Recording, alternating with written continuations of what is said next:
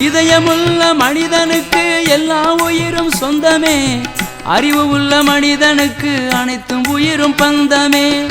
மாமிசத்தை திங்கிறவன் வயிறு சுடுகாடடா, ஆண்டவனை கும்பிடுற அருகதையோ ஏதடா. ஓம் நம சிவாய. ஜெய் ஸ்ரீராம். ஸ்ரீராமதேவாய நமக. எவ்வளவோ சாதிக்கலாம் நினைச்சோம்னா. இப்போ இந்த நம்ம நிர்வாகம்லாம் ஒரு 10-15 பேர் தான், 10-15 பேர் வச்சுதான் இந்த நிர்வாகம் ஆண்டவன் கருணனாலையும் அருளாசியோடையும் நடைபெற்றிருக்கு. அப்பத்தே நம்ம யோசிக்கிறோம், ஒரு 10-15 பேரும் ஒத்தாப்புலையும் வர்றது கிடையாது. இந்த 15 பேரும் ஒரே நாளில் ஒத்தாப்புல வருவாங்களா? அதுவும் கிடையாது. அதுல ஒரு 10 வரும், 5 ஆப்சென்ட் ஆகும், அப்புறம் ஒரு 5-6 வரும், இப்படித்தான் வரும். இப்படி ஒரு 7-8 பேர் வந்துமே இந்த நிர்வாகம் இந்த அளவுக்கு போகுதுன்னா, ஒரு ஊர் சேர்ந்தா அந்த ஊருக்கு தேவையானதையெல்லாம் எப்படி எதுக்கு நம்ம கவர்மெண்ட் எதிர்பார்க்கணும்? அந்த ஊர்ல ஏழைவாழைகள் இருப்பாங்களா? படிக்க முடியாதவங்க இருப்பாங்களா? அவ்வளவுதான். ஒற்றுமையின்மை இல்லை. நான் பெருசு நீ பெருசுக்கிறது, வழி நடத்த ஆள் இல்லை, கழிவு நல்லது சொன்னாலும் கேட்க ஆள் இருக்காது. அதனாலதான் நம்ம சொல்றோம், ஒரு 10 பேர் 5 பேர் சேர்ந்தே இவ்வளவு நிகழ்ச்சிகள் பண்ண முடியும், இவ்வளவு கோயில் பணி செய்ய முடியுது, ஸ்கூல் இலவசமா நடத்த முடியுது. இவ்வளவு பேர் சேர்ந்து பண்ணும் போது ஏன் போய் எல்லாத்துக்கும் அடுத்தவங்கள்ட்டையும் கவர்மெண்ட்டையும் எதிர்பார்க்கணும்? அழகா ஒற்றுமையா இருந்தோம்னா பக்காவா ஊர்களை உலகத்துக்குள்ள சரி பண்ணலாம். ஏழைபாளர்களுக்கு வேலையே இல்லை. சரி, அவங்கவுங்க நேர்மையா உழைக்க வேண்டியது, அவங்கவுங்க சாப்பிட வேண்டியது. பிரச்சனை போலீஸ் ஸ்டேஷன் போட்டு சம்பந்தமே கிடையாது. ரைட்டா? ஏன் சொத்து ஓன் சொத்து அப்படிங்கிறதுக்கெல்லாம் வேலையே கிடையாது. மனசு பக்குவம் மற்றும் அனைத்துக்கும் என்ன மனசு ரொம்ப ரொம்ப பக்குவப்படும். இப்போ இந்த நம்ம ஸ்கூல்ல திங்ஸ்க்கு மட்டும் ஒரு பைசா வாங்குவோம். போன வருஷம்லாம் பெரிய பஞ்சாயத்து, சீட்டு தீர்ந்து போச்சு. ஒரு 4-5 பேர் பைசாவை பத்தி தான் பேசினாங்க. பைசாவை பத்தி தான் பேசுறாங்க அப்படின்னோம்னா, அடுத்த ஸ்கூல்ல 25,000 ரூபா வாங்குறாங்க, இங்க 25,000 ரூபா நாங்க கட்டுறோம், நீங்க எங்க பிள்ளைகளுக்கு சீட்டு கொடுங்க. இன்னும் பெரிய கிளாஸுக்கெல்லாம் ஒரு பேரண்ட்ஸ் ஐயா அடுத்த ஸ்கூல்ல 38,000 கட்டாங்க, நீங்க 38,000 வாங்கிக்கங்க, என் பையனுக்கு சீட்டு கொடுங்க. ஐயா சீட்டு இருக்கு, உங்க பையன் அந்த கிளாஸுக்கே தகுதி இல்லாத பையனா இருக்கிறானே, 7வது 8வதுங்க என்ன வாசிக்க கூட தெரியலையே, தமிழே வாசிக்க தெரியல, இங்கிலீஷு சுத்தமா தெரியல, இந்த பையனை போய் எப்படி நாங்க போய் 6வது 7வதுல எல்லாம் சேர்க்க முடியும்? நான் இன்னும் ஒரு 5,000 ரூபாய் கூட தர்றேன், இல்லாட்டி பொருளா கூட வாங்கி.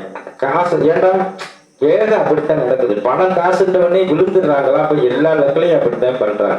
இந்த கோயில் குளத்திலேயே அப்படித்தான். பணம் காசு கொடுத்து அவங்களுக்கு முன்னுரிமை கொடுக்கறது, மாலை தூக்கி போடுறது, முன்னாடி பண்றது அப்படின்னம்னா, கடவுள் எப்படி சக்தி பக்தி எல்லாம் பணத்தை கொடுத்து எப்படி வாங்கிட முடியும்? அதுதான் நம்ம மக்கள் அறியாம அந்த அச்சய திதிக்கெல்லாம் நான் பார்த்தேன். ஏக நகை கடையில கூட்டம் 3 முறை நகையினுடைய ரேட்டு கூடியது. இதுதான் பெரிய பெரிய மூட நம்பிக்கை. அன்னைக்கு வாங்கினோன்னு பொண்ணு பொருள் எல்லாம் குமிச்சுட்டா அப்புறம் உலகத்துல ஏழைவாழையெல்லாம் எடுத்திருக்காங்க. ஆளுக்கு ஒரு 1/4 பவுனை வாங்கி வீட்டுல வச்சுட்டோம்னா அடுத்த வருஷம் 100 பவுனை அதாவா மாறிடும். இதுதான் மூட நம்பிக்கைன்னு உச்சம். ரைட்டா? இப்படி சாஸ்திரம் சம்பிரதாயம் பாக்குறவங்கதான் என்னை பொறுத்த மட்டும் ரொம்ப ரொம்ப மூடர்களா இருக்காங்க. சாஸ்திரமாவது சம்பிரதாயமாவது உன் கடமைச்சு. ரைட்டா?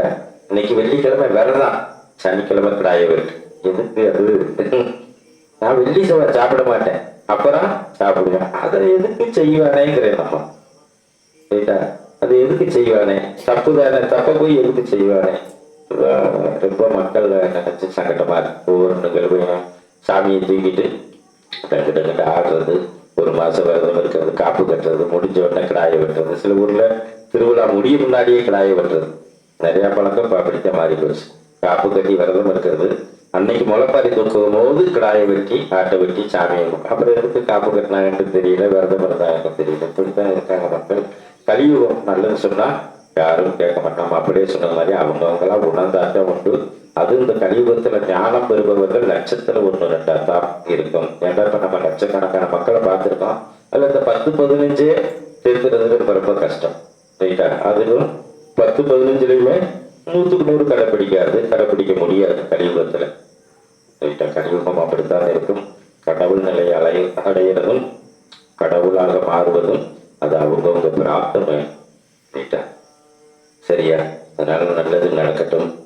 கொஞ்சம் யோசனை பண்ணுங்க. நம்ம வழி நம்ம என்ன சொல்ல வர்றோம் அப்படின்னோம்னா, நம்ம மனித பிறப்பு என்னைக்காக இருந்தாலும் இந்த நிலை என்னைக்கு முடிவு வருது, இறைவனோட இறைவனா என்னைக்கு கலக்கலாம்னா என்னைக்கு தன்னை உணர்ந்து இறைவனை உணர்ந்து அவங்களுக்கு நம்மளுக்கு என்ன பந்தங்கள் அப்படின்னு ஆராய்ச்சி பண்ணி மனிதன் எதையெல்லாம் சாப்பிடணும், மிருகங்கள் எதையெல்லாம் சாப்பிடணும், எந்தெந்த ஜீவராசி எதை எதை உட்கொள்ளணும் அப்படின்னு ஆண்டவன் படைச்சானோ அதன்படி ஓரளவு வாழ்ந்தா கூட இந்த கலியுகத்துல ரொம்ப ரொம்ப ஈஸியாக இருக்கும். மற்ற யுகங்களும் கூட ரொம்ப ரொம்ப கஷ்டம்.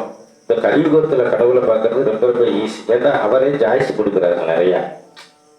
கடவுளே கலியுகத்துல பாவம், இந்த கலியுகத்துல நேர்மையா இருக்க முடியாது, இந்த அளவுக்கு தான் இவங்களால இருக்க முடியும் அப்படின்னு அவங்களுக்கு தெரிஞ்சு கலியுகத்துல என்னை பொறுத்த மட்டும்தான் கடவுளை பார்க்கறது ரொம்ப ரொம்ப ஈஸியா இருக்கு. ஜாய்ஸ்கள் அதிகமா இருக்குது. தியானம் பண்ண வேண்டாம், யாகம் இருக்க வேண்டாம், மலையா அலைய வேண்டாம், கோயிலா அலைய வேண்டாம். உன் கடமை ஏதோ அதை மட்டும் செஞ்சு உன் மனச்சாட்சிக்கு எதெல்லாம் தப்புன்னு தெரியுதோ அதை செய்யாது, அவ்வளவுதான். இன்னைக்கு ஏன்னா நம்ம லட்சக்கணக்கான முறை சொல்லியிருக்கோம், தவறு யாரும் தெரியாம செய்யறதே கிடையாது. எல்லாமே எல்லாத்துக்கும் தெரியும், எது தவறு எது சரிட்டு எல்லாத்துக்கும் எல்லாம் தெரியும். எல்லாம் தெரிஞ்சுதான் பண்ணும் போது அப்போ நம்ம மனச்சாட்சிக்கு கொடுத்த வேண்டிய விஷயங்களை ஒதுக்கி வச்சுட்டோம்னா போதும். சரிங்களாயா? பணம் காசு நம்மளுக்கு தேவையானது கண்டிப்பா தேடி வரும். நம்ம பாரு அதுதான் நம்மளுக்கு தேவையானது கண்டிப்பா ஆண்டவன் கொடுப்பார். அதுக்கு ஆதாரங்கள் ஏகப்பட்ட ஆதாரங்களோட தான் நம்ம பேசுறோம். எதுக்கு ஆதாரம் பேசுறோம் அப்படின்னோம்னா நம்ம தனியா யார்கிட்டையும் பேசுறது கிடையாது. இப்போ கூட 2 3 நாளாக கொஞ்சம் ஃபோன் இருக்கிறோம், சாமி நாங்கள் தனியா பார்க்கணும்.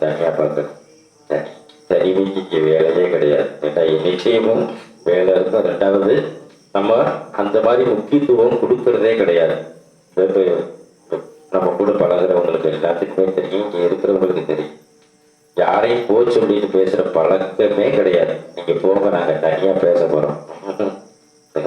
அருள்வாக்கு சொல்லும் போதுதான் இவங்க இந்த நிகழ்ச்சியை சொன்னா இவங்களால தாங்க முடியாது, இல்லாட்டி இவங்க மனம் சங்கடப்படுவாங்க அப்படின்னா மட்டும்தான் அவங்கள போங்கன்ட்டு அவங்க உறவினர்கிட்ட பேசுவோம், அந்த விவரத்தை சொல்லுவோம். மொழியே தனியா போய் தனியா உட்காந்து பேசுற அளவுக்கு கிடையாது. ஏன் அதுல ரொம்ப ரொம்ப மக்கள் கவனமா இருக்கு. அதுல ஆன்மீகத்துக்கு வந்தவங்க ரொம்ப ரொம்ப கவனமா இருக்கு. சாமி உங்கள்கிட்ட நான் தனியா பேச போறேன் அப்படின்னோம்னா அங்கே தப்பு நடக்குதுன்னு அர்த்தம். அப்படித்தானே? ஏன்னா நியாயமா இருக்குது, நேர்மையா இருக்குது, நல்ல விஷயமா இருக்குன்னா யாரு இருந்தா யாரு இல்லாட்டி என்ன பேச வேண்டியதானே. நான் சாமிகிட்ட தனியா பேசணும்னா அவன் தப்பான ஒரு விஷயத்துக்காண்டி நம்மள்கிட்ட வர்றாங்க அர்த்தம். ரைட்டா? அதுல கவனமாக இருக்கணும். தனியா நான் பேசணும் ஏன் அப்படின்ட்டாலே அளவுடு. நாளைக்கு நீங்களே ஒரு ஆன்மீகவாதியா மாறலாம், பெரிய மகானா கூட மாறலாம், இல்லாட்டி பெரிய ஒரு ஏதாவது பதவியில இருந்துடலாம். தனியா நான் உங்களை பார்க்க வர்றேன் பேசுற வர்றேன்னா அவனுக்கு பெரிய ஆபத்து உங்களுக்கு காத்துக்கிட்டு இருக்குன்னு நினைச்சுக்கேன். யாரு இருந்தானே யாரு இல்லாட்டி என்னது. இப்ப வர்றாங்க பேசுறாங்கன்னா நேர்மையா இருக்கு, உண்மையா இருக்கும்போது யாரு இருந்தாண்டா இல்லாட்டி என்னன்னு பேசுவாங்க. சரியா? அதுல கவனமாக இருக்கணும். தெரிஞ்சுனாலும் அந்த ஒரு தொந்தரவாக இருக்கும். தனியா பேசணும். இங்க தனிமைக்கு வேலை இல்லை, எனக்கு கோயில் வேலை அதிகமா இருக்குது. இங்க எப்பவும் நீங்க டயம் சொல்லுங்க, நேரம் சொல்லுங்க. டயத்துக்கு வேலை இல்லை, நேரத்துக்கு வேலை இல்லை. அப்புறம் இப்படி சொல்லியாச்சு, எனக்கு வேலையும் இருக்கு, என் கூட 10-20 பேர் எனி டைம் இருப்பாங்க. நைட்டு இருந்தாங்க, நைட்டு அப்படித்தான் 12-1 மணிக்கு தூக்கம் தொட்டிக்கும் ஆள் இருக்கும். அந்த நேரம் வரலாமா? அந்த நேரம்லாம் வர முடியாது அப்படின்னா. ரைட்டா? இவங்க கூட பணம் காசை பத்தி பேசுவாங்க, கோயிலை கட்டி தர்றோம், குளத்தை கட்டி தர்றோம் அப்படிம்பாங்க. ரைட்டா? இது மாதிரி எத்தனையோ பேர் நம்ம கோடிக்கணக்கில் பணம் கொண்டு வந்தவங்களே பார்த்துருக்கோம். அதுவும் கூட இருக்கிறவங்களுக்கே தெரியும். ஏன் அப்படின்னா இதே கதை தான். அவங்க தனியாகும் போது தனியா இல்லைங்கும் போது கூட இருந்து தொடர்ந்து பார்த்தவங்க எல்லாம் இருக்காங்க. கோடிக்கணக்கில் பணத்தை கொண்டு வந்து பேரம் பேசின ஆளுகளையெல்லாம் நம்ம பார்த்துருக்கோம். இப்ப சமீபத்துல கூட சில லட்சங்கள்லாம் பேரம் பேசினாங்க. நீங்க வந்தா போதும், நீங்க இருந்தா போதும், நீங்க அந்த வீட்டுல அப்படி செஞ்சா போதும், இப்படி செஞ்சா போதும் தான். அதுதான் ஆன்மீகம். பணம் காசு எதை கண்டும் நம்ம போயிட்டோம் அப்படின்னோம்னா ஆன்மீகத்தை விட்டுட்டோம், அதுக்கு தண்டனை பல மடங்கு கிடைக்கும். அதுக்கு நீங்க பேசாம இருந்துடலாம். சரியா? நான் இதையெல்லாம் எதுக்கு சொல்றேன்னா இது மாதிரி வரும். பெரிய ஆள் ஆகும் போதோ, ஒரு பதவியில இருக்கும் போதோ, ஆன்மீகத்துல இருக்கும் போதோ இதுகெல்லாம் வரும். தேவையில்லாததை சேர்த்துக்கிட்டு தேவையில்லாத குழப்பங்களை அப்பாயா நம்ம உருவாக்கணும். நிம்மதியா உட்கார ஒரு குச்சி, ரைட்டா? நிம்மதியா சாப்பாடா அன்னைக்கு உழைச்சிச்சா நிம்மதியா இருக்கிறாப்புல இருக்கு. இதுல பணம் காசு பொண்ணு பொருளும் சேர்த்து அதை பாதுகாக்க விடிய விடிய தூக்கம் இல்லாம ஒரு திருவிழாவுக்கு போக முடியாது. நகை நட்டு காசு வீட்டுல இருந்தா திருப்பி கொள்ளை அடிச்சிருவானோ என்னமோ ஏதோ நம்ம பலமுறை சொல்லியிருக்கோம். ஒரு 10 பவன் செயினை போட்டுக்கிட்டு நிம்மதியா எங்கேயும் போயிட்டு வர முடியாது. எவன் எந்த நேரம் அப்ப என்னன்னு தெரியாது. கழுத்து மொட்டையா இருக்கட்டும் தூங்கிக்கிட்டே பஸ்லயோ ட்ரெயின்லயோ தூக்கத்தோட போகலாம். ரைட்டா? அவ்வளவுதான். இதுதான் வாழ்க்கை. மனுஷன் நிம்மதியா தூங்கணும், நிம்மதியா எழுந்திருக்கணும். ரைட்டா? தூங்குற நேரம் நல்லா தூங்கிடணும், நல்லா சாப்பிடணும், நிம்மதியா இருந்துட்டு நிம்மதியா இறைவனை போய் அடைஞ்சிடணும். சரியா? ரைட். நல்லது பண்ணுங்க, நல்லது செய்யுங்க, இயலாதவருக்கு என்றவரை உதவுங்க. ஆலய பணியும் கண்டிப்பாக அதுக்கெல்லாம் பாக்கியம் வேணும். ஆலய பணி முக்கியமாக செய்ய முயற்சி பண்ணுங்க. எதுகெல்லாம் தவறுன்னு தெரியுதோ அதையெல்லாம் கண்டிப்பாக ஒதுக்கிறது அவங்கவுங்களுக்கு நல்லது. இதில் சாமிக்கு கோடாச்சிக்கு குடியாரனுக்கெல்லாம் வேலையே கிடையாது. நீங்கள் நல்லா இருந்தீங்கன்னாலும் நீங்கள் நல்லது பண்ணியிருக்கீங்க, நல்லா இருக்கீங்க. ஐயா நான் எனக்கு கஷ்டம் கொள்ளுதே, எதுவும் தவறு பண்ணியிருக்கீங்க, கஷ்டப்படுறீங்க, அவ்வளவுதான்.